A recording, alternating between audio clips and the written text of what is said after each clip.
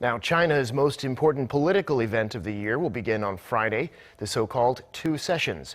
The meetings of China's legislature and its political advisory body will see the release of this year's GDP growth target and more details on how the government plans to implement its current five-year plan.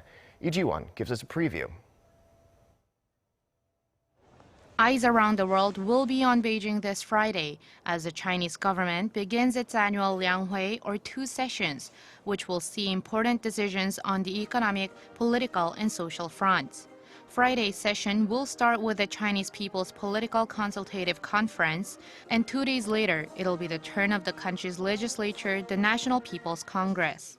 With Chinese President Xi Jinping's second five-year term to start next year, pundits say the sessions will push forward his plan to seek progress while maintaining stability. One of the topics to be discussed is how to fully implement China's latest five-year plan, which was launched last year. With the framework settled, Chinese leaders are expected to discuss the details, including intensifying structural reform on the supply side.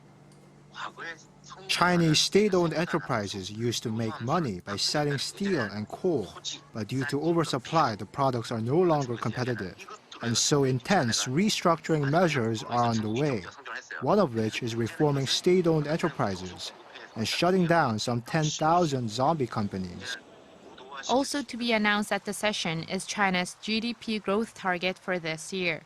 With President Xi focused on supply-side reforms and a soft landing for the economy, pundits expect the target to be 6.5%, which is 0.2% lower than last year's. But aside from the economy, also to be discussed are the fight against corruption, overall structural reform, air pollution, and people's livelihoods. Polls show those are the main issues the Chinese people want lawmakers to discuss. Lee Ji-won, Arirang News.